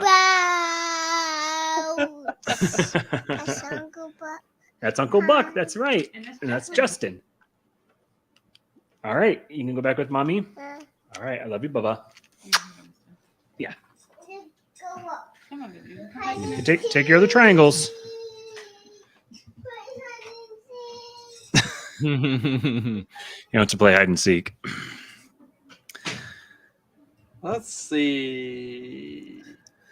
Jacksonville, Tennessee. We're going to talk about that one. I know who Matt wants to pick. He wants to pick Jacksonville. He does. Everybody wants to pick Jacksonville this season, but they just keep not living up to it. Not at all. I have a few man crushes. My other one's on Derrick Henry. What a beast. This is easy for me. Tennessee. Wow, I just realized that Houston has been officially eliminated from the playoffs. So have the Bears. Let's see this. So this game's in Tennessee. So what's really interesting with this game is that the Titans defense is a pass funnel defense. They're easily the best run defense in the league, but they're very beatable through the air. What was their let me see their exact. So the Titans 22nd ranked pass defense. And you've got the Jags who haven't really had much of a running game. I mean, they had ETN was kicking it off there for a little while, but he's hurt. And going into this last game, the Jags had put together some really good performances. Trevor Lawrence is playing some of his best ball of the season, and I'm very high on his future, especially with Doug Peterson. And after their game where they came from behind and beat the Ravens, listening to some of the players' interviews, one of them in particular, Andrew Wingard, he's a safety for the Jags. He was talking about Doug Peterson, and he was just gushing as much as I've ever heard a man gush about another man. He goes, I would go to war with Doug Peterson. I would literally die for Doug Peterson. I was like, wow, that's like hearing people say that about your football coach has got to make you feel pretty good about the future of your team. So it was surprising to me to see them go just lay a complete egg against the Lions. And it wasn't just because Lawrence was hurt. He was struggling even before then, but I suspect that says more about the Lions than it does the Jags, because I think people haven't fully appreciated yet just how good the Lions have been recently. Their last 4 games here, I have 3. So they had the big shootout game with the Bears. So the one before that, so the Packers, they gave up 9 points to the Packers, and then they gave up 18 points to the Giants. So they basically stepped on the Packers' throats. They did the same thing to the Giants. They took the Bills to overtime, and their defense locked the Bills down for a lot of that game. And then they dominated the Jaguars. I think that says more about the Lions than it does about the Jags. I think that there's a good chance the Jags come right back out here. And these AFC South games have been very unpredictable. For years now, you'll see one team will be great, and then it's like the Seahawks and the Rams. Like, one team will be great, having a great season, they'll go play the other one, and it'll be like the Jaguars go 2-14, and their 2 wins are against the Colts with Andrew Luck and the Titans. These games are unpredictable. So I suspect that Derrick Henry is out of gas. I think that he's not looked like he has any sort of gas left in the tank the last few games. They don't have any bit of a passing game to speak of, especially if Treylon Burks is out. He got murdered in the end zone this last game. If he's not out there, I don't know that you're going to trust Ryan Tannehill to go out and save a game for you. Especially if Robert Woods is your number one option. Like, he has been the most disappointing wide receiver pickup probably this season. Right. Nick Westbrook-Akine. They're interesting. They've got this rookie tight end, Chigi Okonkwo, who's pretty interesting. He's a downfield threat who's a legitimate dynasty stash type. I shouldn't say that because Buck is in a dynasty league with me. But I think that there's I think that the Jaguars are a more talented team than the Titans. And the way the Titans beat you is by stopping the run and forcing you to pass. And I think that the Jags would prefer to pass to beat you. So if you're going to talk a duel between Ryan Tannehill and Trevor Lawrence, I think I'm going to take Trevor Lawrence. So I'll take Titans are favored by 4, which 3 of that's going to be home field. So Vegas is basically saying they're just about a push on a neutral field. I'll take the Jags to win outright.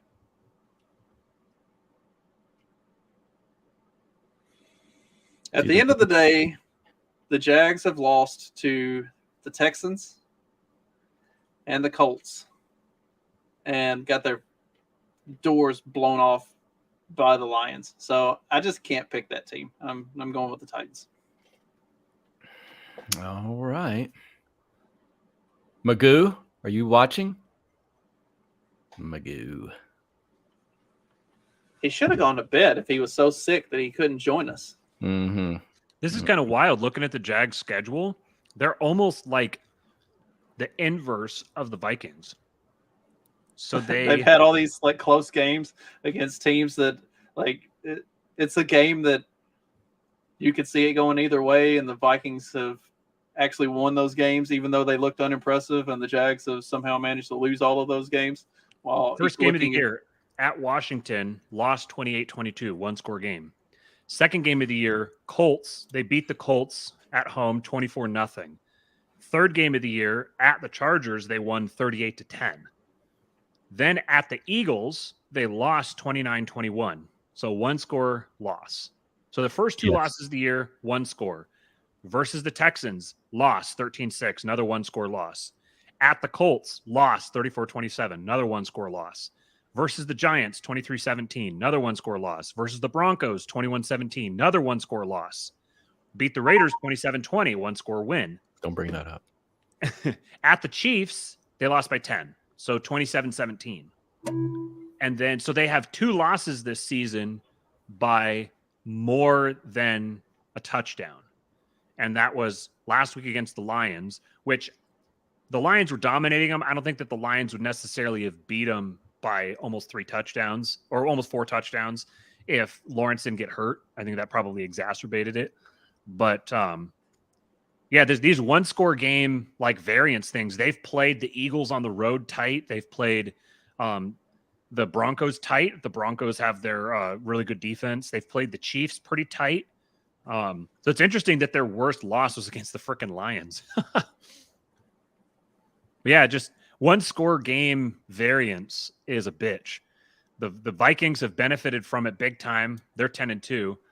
The Jags have suffered from it. They're 4-8. Did that share what I just wanted to share? Yeah. Let me try that again. It really goes to the point you just made. Someone sent me this today. Let me find this. Hold on. Magoo says Jags. Yeah. Here we go. Did that share? There it is. The what if NFL standings. You said the inverse Jaguars and Vikings. Look at the AFC side and NFC. Wow. Dolphins at the bottom. If every one possession NFL game had the opposite result, the Vikings would be dead last in the league. So the most shocking bad teams would be the Dolphins and the Vikings.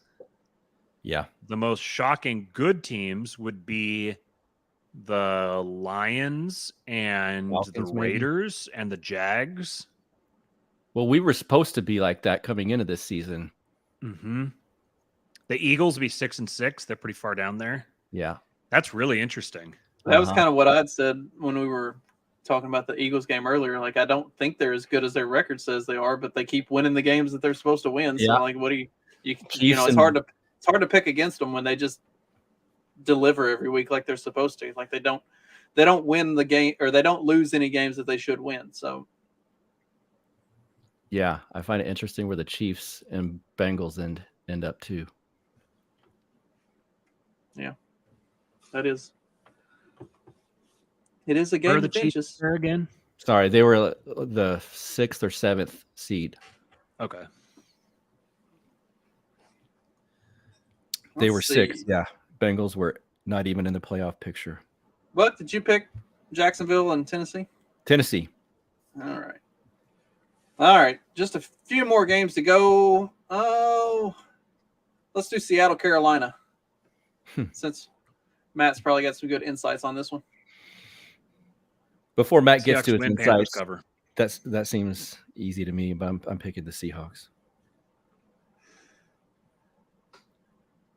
I'd say the Seahawks are going to win, I think. But the Panthers are going to do a lot better than people expect. I wouldn't be surprised to see Sam Darnold throw for 250 and a couple of touchdowns. And I'd say Dante Foreman is an absolute shoe-in for 25 touches and 120 total yards. And DJ Moore probably have a pretty good game, over 100 yards receiving, I'd imagine. And so I think it's going to be close. I'd say right now the Seahawks are favored by 3.5. I think the Panthers will probably cover. I think it's going to come down to the last drive of the game, kind of like last week. And Seahawks will win by a field goal, or it may be like the Seahawks are down by 3 and they go down, score a touchdown, win the game, something like that. But Geno Smith has blown away even my expectations. I thought he was going to be better than people expected. I didn't think that he was going to be a dark horse MVP candidate and like shoe in for most improved player. It's all, I don't know. It's all like, you can expect it to continue. There's no reason to think that it's not going to keep up the way that it has. Everything that he's been doing has been sustainable. So I think that right now Seahawks have the 3rd overall pick. And so the Seahawks are going to have 4 picks in the top 45 picks, I think, this upcoming year. And their first pick is going to be probably top 5. So I should be hoping that the Broncos lose to the Chiefs, but they're set up really well. I don't think that they're going to take a quarterback with their top 5 pick. I think that they're most likely going to trade back, and this has always been their MO, and they have the legitimate shot. You could trade back from top 3 to top 10 still, 8, 10, somewhere in there, and pick up like another first this year and another first next year, and maybe a second this year. Like they could just absolutely get a massive haul. And I think you're going to see them focus on the defense, because this defense has been just shockingly bad this year, especially for the amount of talent that they have. They shouldn't be as bad as they are. They've been caught between a couple of schemes. They've been converting to a Vic Fangio scheme with more 3-4 kind of, and they just don't really have the personnel for it. They don't have the pass rush. That's their biggest issue. They don't have the pass rush, so they have to try to generate the pass rush, which means that they're taking from players that could be in run defense, and so then they're just getting gashed in the run game. Losing Jamal Adams really hurt them quite a bit. They didn't have someone who could really step into his role. So I don't see any way that the run defense gets better anytime soon. I think it's going to be just bad for the rest of the season. And so anytime that you get a team that is going to commit to the run and has a decent running back like the Panthers do, they're going to put up good numbers. And if you put up a lot of rushing yards, if you can run the ball effectively, you're going to put up points no matter who you're playing. So I think it's going to be a close game, but ultimately Geno Smith, Sam Darnold, former Jets quarterbacks. I don't think that it's funny to say, but I don't think that there's much competition there between the two of them. So I think that the Seahawks will pull this one out. If they don't, then I think that this Seahawks team should easily make the playoffs, and losing a game to the Panthers at home would be like sound the alarms level bad. I think the only thing that'll keep this game tight is the fact that Seattle's run defense is not great. And I think Foreman is he's a legit back. Like, how has he been a backup for, like, because he was, he was Derrick Henry's backup last year. And when Henry went out, he just like racked up 100-yard games. And then he goes to the Panthers. The Panthers trade McCaffrey, and he's just racked up 100-yard games. Like, dude's a legit back. So like he was a legit back coming out of college too. Like, I think he went to Texas. Yeah. And the Texans drafted him. Yeah. And he was supposed to be like David Johnson's, or not David Johnson, but Arian Foster's replacement. And then he tore his Achilles, I think, which is often a career ender. And he was out of the league for a couple of years, and then he's come back and he's been phenomenal. He looks great. He's got burst. He's got power. He breaks tackles, makes guys miss. He looks very, very good. I think that he set himself up to get a nice contract in the offseason. So with him, I think that's going to be what keeps the game close. But I do think that like Seattle's going to end up winning it. I think it's probably more like a 6-point game than a 3-point game.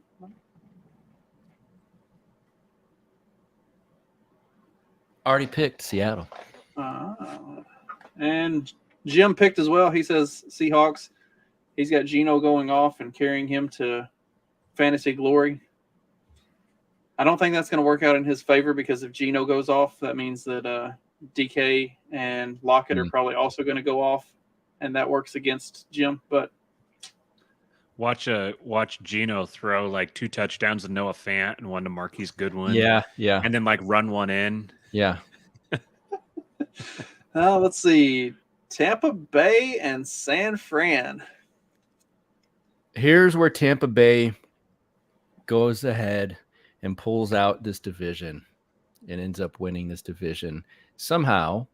Well, for one, this game. And Tom Brady makes it into the playoffs and possibly goes all the way. I don't think that he can beat Philly, but this will be interesting. I don't think the teams in the NFC that are going to make the playoffs, we're happy to see that ending against the Saints this past weekend, because anyone will take Andy Dalton, the Cowboys, anyone who's going to make the playoffs in the NFC, they'll welcome a game against Andy Dalton. I think now they're going to get one against Tom Brady. And as crazy it is to say, after the way they played this season, here's where they pull ahead, and they're going to take this division, starting with the Niners.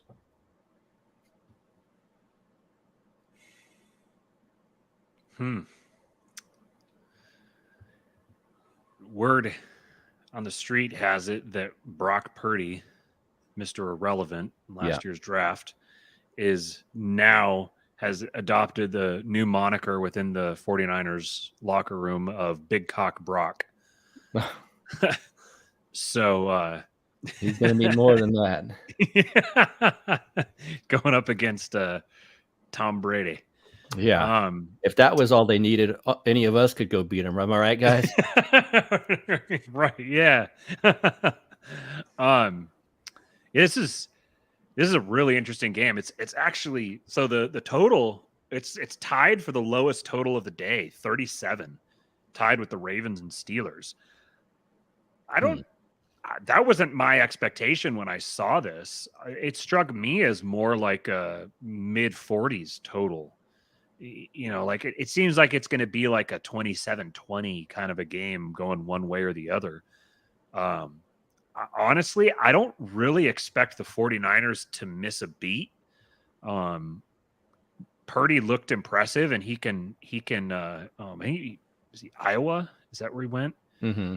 I was going to say, what they're going to do offensively isn't going to be that much different than what they did with Garoppolo. Like, they're not changing anything to play down to him or anything like that. It's going to be basically the same package. So, McCaffrey. like, what changes? Yeah, Christian McCaffrey to the moon. Now the Bucks defense is legit. They've looking here at their points allowed this season. The Bucks have the 5th fewest points allowed. Only teams better than them are the Bills, the Cowboys, the Broncos, and the 49ers. And then by DVOA, let's see here. What's driving that? So pass DVOA 8th, rush DVOA 10th. And I think they just got back someone on the defensive line. Did they just get Vita Vea back recently? He was out for a few weeks and they didn't, and they've been putting up those numbers without him. That's even more impressive. So I think that, man, I'm torn. I thought I was going to pick the 49ers going into this, but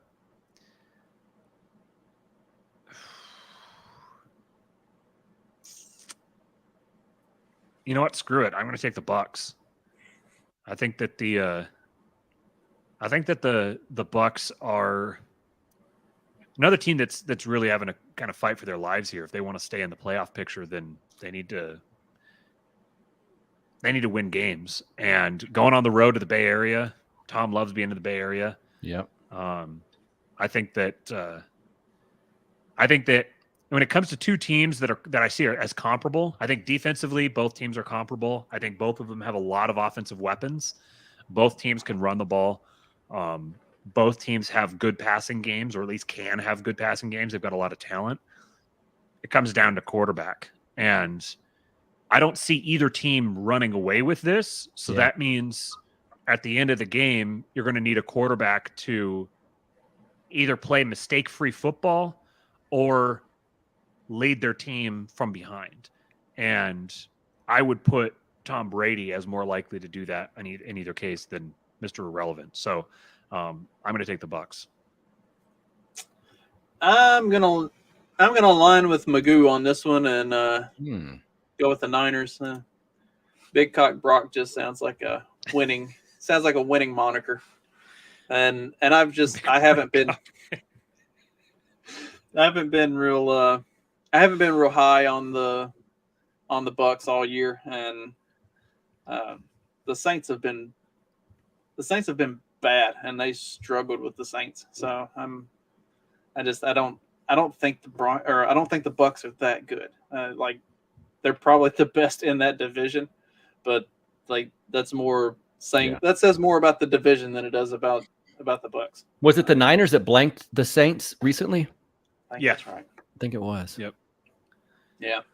I mean, I'd picked the Saints in that game just because Brady against the Saints is kind of like Joe Burrow against the Browns. That they just, for whatever reason, they always have his number. Yeah. But then once Marshawn Lattimore wasn't going to play, I was like, okay, maybe there's a little something here. I was tilting my face off at the end of that game. I had all my DFS lineups. I had the optimal lineup. I was circling around it. I had several different lineups that were all in play, and I was sitting there like, nobody cares about your fantasy team, I know, but like, I'm sitting there on the second to last drive of the game. Tom Brady chucks it deep to Mike Evans, and he had the guy beat, and the DB Pass just kind of dragged him down, pass interference in the end zone. If Mike Evans caught that pass, I needed like 5 points to go ahead of the guy who was in first place. And if he caught that pass, it would have been like a 15-point touchdown, or probably not 15 point, maybe 12 points, something like that. And it would have put me absolutely in the driver's seat for like a $5,000 win. Oh, and I'm sitting there watching this ball in the air and just like, yeah. And then the guy drags him down, and I wanted to go strangle the guy on the field. I was but I'm like, okay, well, they've got another drive. It could still happen. And then literally like every possible break went against me the rest of the way. And I wound up making no money and lost like $20. Do you see Dennis Allen on the sideline when that call happened? I mean, That was me. Yeah, I was going to say you were like Dennis Allen. Yeah. I get what the guy was doing. At least it gave you a chance to. You were going to get burned, and they were going to score. Yeah, that's So what you're now- taught to do in those situations. Yeah. just drag Right, it as the DB, like if it's your options are pass interference or a touchdown, you're going to take the pass interference. Like is it a cheap play? Sure, it's like, but you at least give yourself a chance to redeem yourself on the next play. Yeah. Like, if they score a touchdown, there is no next play. So you do what you got to do. And that safety hitting it out of Taysom Hill's arms as he caught that deep pass from Andy that was an Dalton. incredible hit. That was about the most perfect hit I've seen in a long time. I mean, exactly as you should do it. It was beautiful.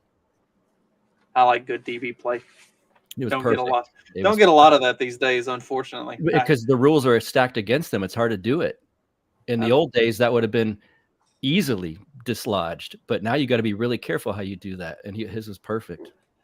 I could probably do some hours on my distaste for the way DBs, number one, are forced to play these days, but also the way that they seem to be taught to play. Like I don't like the way they spend too much time focused on the receiver and they don't try to find the ball. That's a personal qualm that I have. I was a pick guy. Like if the ball was in the air, it's mine, and there are no completed passes. And like I don't like the way they focus so much on the receiver and they don't look for the ball. But that's neither here nor there. Final game of the week, we got the Monday night matchup: Dolphins Chargers. We got two more. What am Sunday I night matchup is Dolphins and Chargers. This is going to be a good one. And I said last week, this is the make it or break it for me with the Dolphins. And look what they did. They shit the bed big time against the Niners, I believe. Boy, the Chargers are just Chargers, though. This is a tough one. Chargers are going to do Chargers things. I know. It's going to be the Dolphins. They're going to be looking to make up for a poor outing last week, because that didn't set well with any of the personalities on that team. Neither did it with the Chargers, though, either. I just wrote down my pick here: Dolphins by multiple touchdowns. Oh, I just don't think the Chargers are very well coached. I don't either. Yeah, and I think the Dolphins are. I think that game last week, Dolphins and 49ers, was closer than the score. I think it was closer than the score. I mean, there was a fumble return for a touchdown right at the end of the game. So it was more like a one score win. Often, I think when you have a starting quarterback go down with an injury in the middle of a game and the backup comes in, it's pretty common that the backup will come in and outplay what you would expect. And I think it's often because the defense has practiced assuming they're going to play a certain guy, a certain style of offense.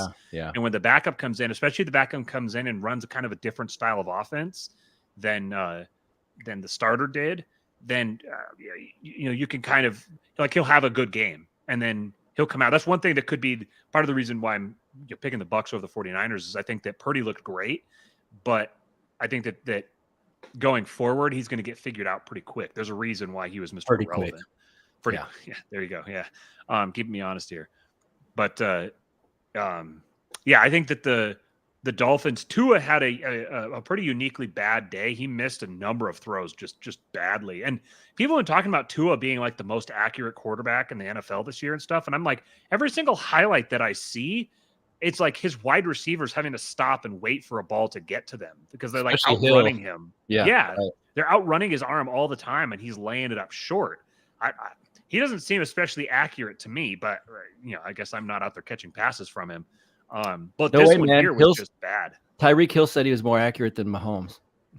Yeah, that seems like to me that struck me as him trying to goose up his new guy and be showing his camaraderie. But I think that the Dolphins underwhelmed relative to their actual talent level, and then the 49ers defense is just amazing. So yeah, I think the Dolphins are just going to stick it in the Chargers' butt this time. Whoa. Well, they'll be in LA. So that'll be welcomed. All right, Matt, you've convinced me. I'll go with the Dolphins one more time, and it's because the Chargers are going to Charger. I'll go with the Dolphins. This is the last. If they lose this one, I'm not going with them anymore. But it is the Chargers, and they just have a way, despite how well that quarterback plays, they're not coached well, and some of the guys are mentally weak. They start seeing it fall apart, and if you can run against them like Josh Jacobs was doing, those guys get gassed quickly. I'll go for the Dolphins then. Isn't that kind of always like the Chargers' shtick? Is like as soon as things start to get bad, things just keep getting bad. Like yes. It seems to be like a staple of that organization that once the tables turn on them, it just completely goes off the rails. Yep. And if you can keep pounding the rock at them, they all lose heart. And I've seen it happen many times. They need to get some sage in that locker room and just kidding. They've got demons they need to clear out. Yeah. Miami is the number 8th overall in total DVOA in the league. Number 2 offense, number 17 defense, number 32 special teams. Chargers, 26th overall in the league. 25th ranked offense, 23rd ranked defense, 12 ranked special teams. To me, the statistically they're just not anywhere close to each other. Chargers can't stop anything, but especially their defense. I mean, their defense is ranked that low. You really can't have anything ranked high. But the 16th pass DVOA, 30th rush DVOA defensively for the Chargers. So I think that pass DVOA is not against a team like the Dolphins that can just. Mike McDaniel is a legit genius. He's a wonderkind, and he can just, the way he schemes some of these plays up, he's just absolutely undressing even good defenses.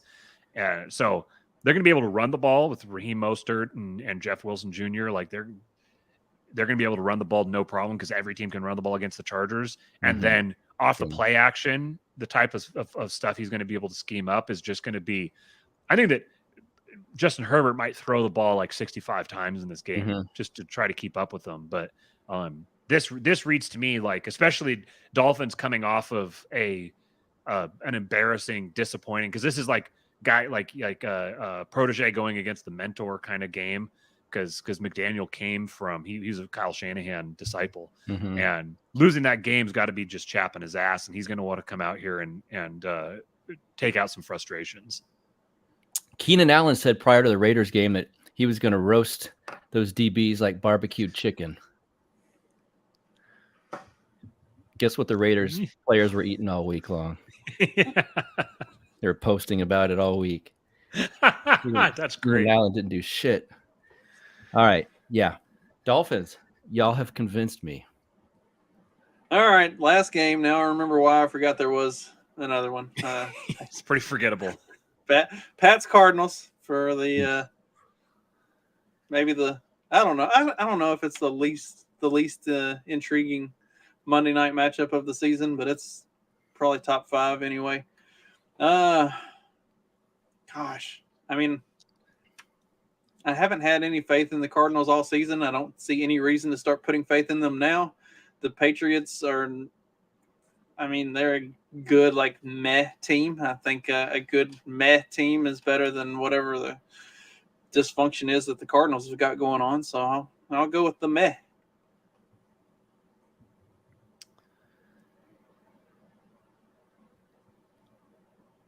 I'd written down here Patriots win. Just because the Patriots defense is very, very good. But I don't like on the Cardinals. On the Fox Sports app, the headline for the matchup here is no home field advantage for Cardinals. Record is better on the road. Well, on the other hand, this is going to be the first game all year that the Cardinals have had their entire offense available to them. Hollywood Brown will be back. Rondale Moore will be back. They've got DeAndre Hopkins. James Conner is as healthy, I guess, as he's been all year. I mean, on paper, I know games aren't played on paper, but on paper, that's a fun offense. That's a lot of talent to have to stop. They got Trey McBride, Mackey Award winner, rookie tight end. I feel like the Cardinals are going to be able to put up some points, even if the Patriots offense or Patriots defense is very, very good. And I just don't trust the Patriots to be able to do the same thing. I don't know. When you've got Matt Patricia as your play caller, I just doesn't inspire a lot of confidence. I think I'm going to take a Cardinals win. I don't want to. I want to see the Cardinals lose because they're division rival, but I think that them having their fully operational battle station on the offensive side of the ball is gonna we're gonna see really what was kind of intended with this offense from the get-go. And I think that they're going to be, I don't think they're going to dominate, but I think that they're probably going to be able to put some points up, and I don't think the Patriots will be able to keep up. Man, this is a tough one. I want the Cardinals to win this, but even though it's Matt Patricia calling plays, which seems absurd, it's Mr. Video Game Player himself, and he's at home with Kyler Murray, so he's going to have plenty of time this week to play whatever he plays, Call of Duty. I'll say Pats. I want the Cardinals to win this, but I can't take Kyler Murray outsmarting Bill Belichick. I'll take Pats.